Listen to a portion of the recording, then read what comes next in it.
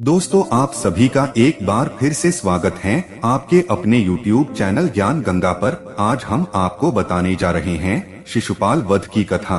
तो आइए जानते हैं ये कहानी आज के इस वीडियो में। तो बने रहिए वीडियो के अंत तक। वासुदेव जी की बहन रानी सुतासुभा और छेदी के राजा दम्भोज के पुत्र का नाम शिशुपाल था।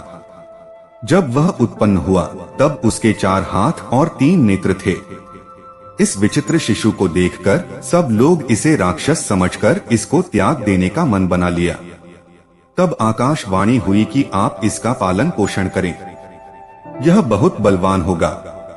आकाशवाणी सुनकर शिशुपाल की माता ने कहा कि जिसने यह आकाशवाणी की है उससे मैं हाथ जोड़कर प्रार्थना करती हूँ कि वह यह बता दें कि इस बालक की मृत्यु किसके हाथों होगी। तब आकाशवाणी ने कहा कि जिसके छूते ही इसकी 1 आंख और 2 हाथ लुप्त हो जाएंगे, उसी के हाथों से इसकी मृत्यु होगी। इस विचित्र शिशु को देखने के लिए सभी राजा लोग आने लगे। शिशुपाल की माता सबके गोद में शिशु को रखती थी।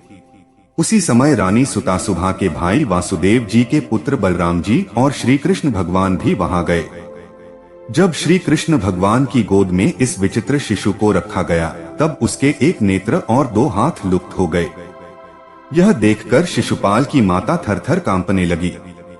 उसने अत्यंत दीन भाव से श्री कृष्ण भगवान से कहा कि आप सबको अभय देने वाले हैं, अतः मैं आपसे यह प्रार्थना करती हूँ कि आप शिशुपाल का कभी वध मत कीजिएगा। यदि यह कोई अपराध करे तो आप मेरी ओर देखकर इसे क्षमा कर दीजिएगा। श्री कृष्ण भगवान ने अपनी बुआ से कहा कि यदि यह वध करने योग्य 100 अपराध करेगा तो भी मैं इसे क्षमा कर दूंगा, आप चिंता न करें। श्री कृष्ण भगवान से ऐसा आश्वासन पाकर शिशुपाल की माता प्रसन्न हो गई। यही कारण है कि शिशुपाल द्वारा अपराध करने पर भी श्री कृष्ण भगवान मौन रहते थे, कभी कार्यवाही नहीं करते थे। इस कारण का लाभ उठाकर शिशुपाल यादवों पर ही अत्याचार करने लगा। वह श्री कृष्ण के विरोध में कार्य करता था। एक बार शिशुपाल ने तो तपस्वी बभ्रू की पत्नी का अपहरण कर लिया। एक बार श्री कृष्ण भगवान के पिताजी यज्ञ कर रहे थे तो यह वहां उत्पात मचाया और यज्ञ में विघ्न डाला। जरासंध का वध करने के पश्चात श्री कृष्ण, अर्जुन और भीम इंद्रप्रस्थ लौट आए। वापस आकर उन्होंने धर्मराज युधिष्ठिर से सारा वृत्तांत कहा, जिसे सुनकर वे अत्यंत प्रसन्न हुए। तत्पश्चात धर्मराज युधिष्ठिर ने राजसूय यज्ञ की तैयारी शुरू करवा दी। उस यज्ञ के ऋतिज आचार्य होते थे। ऋतिजों ने शास्त्र विधि से यज्ञ भूमि को सोने के हल से जुतवाकर धर्मराज युधिष्ठिर को दीक्षा दी। धर्मराज युधिष्ठिर ने सोमलता का रस निकालने के समय यज्ञ की भूल चूक देखने वाले सदपतियों की विधिवत पूजा की। अब समस्त सभासदों में इस विषय पर विचार होने लगा कि सबसे पहले किस देवता की पूजा की जाए।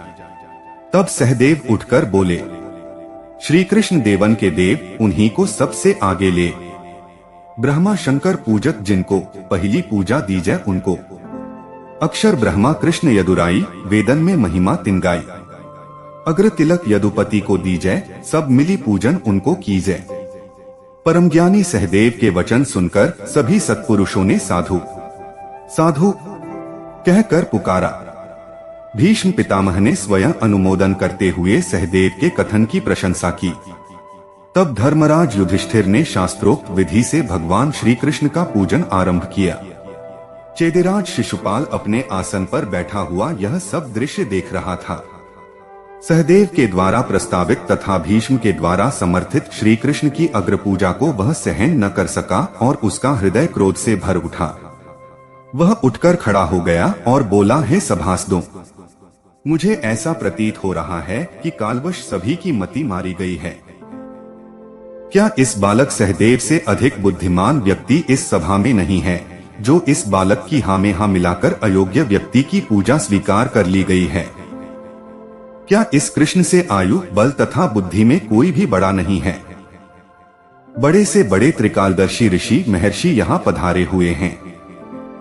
बड़े बड़े राजा महाराजा यहाँ पर उपस्थित हैं। क्या इस गाय चराने वाले के समान कोई और यहाँ नहीं है? क्या कौआ हविष्यान्न ले सकता है? क्या गीदड़ सिंह का भाग प्राप्त कर सकता है? न इसका कोई कुल है, न जाति, न ही इसका कोई वर्ण है। राजा ययाति के शाप के कारण राजवंशियों ने इस यदुवंश को वैसे ही बहिष्कृत कर रखा है। यह जरासंध के डर से मथुरा त्याग कर समुद्र में जा छिपा था। भला यह किस प्रकार अग्रपूजा पाने का अधिकारी है?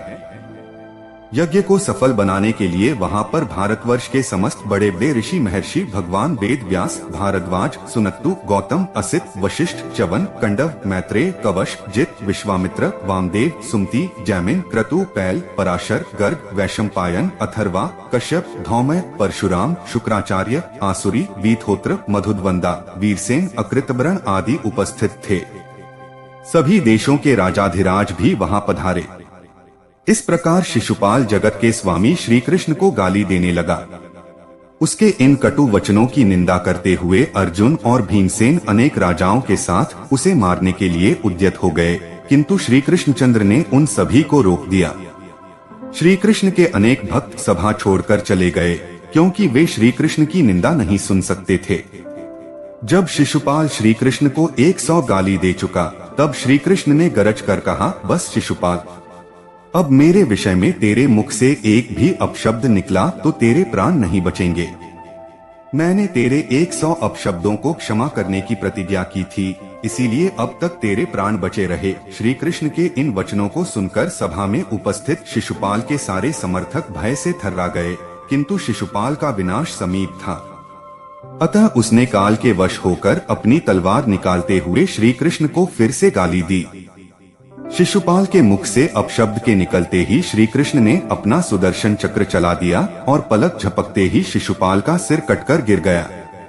उसके शरीर से एक ज्योति निकलकर भगवान श्री कृष्णचंद्र के भीतर समा गई और वह पापी शिशुपाल, जो 3 जन्मों से भगवान से बैर भाव रखता आ रहा था, परमति को प्राप्त हो गया।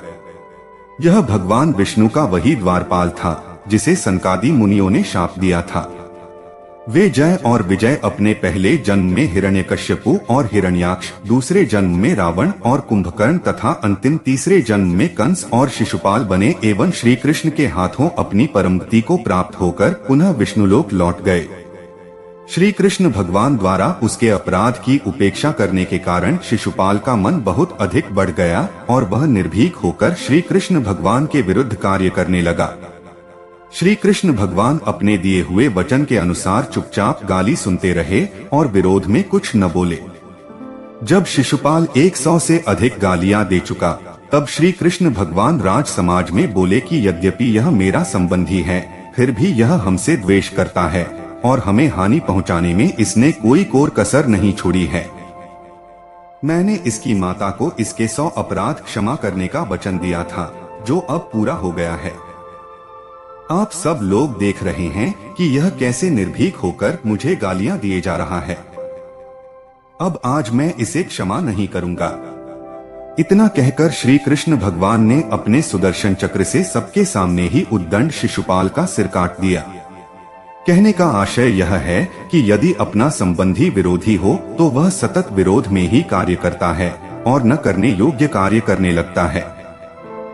ऐसा करते समय उसको संकोच, भय और लज्जा नहीं आती। वह निर्भीक होकर कार्य करता है।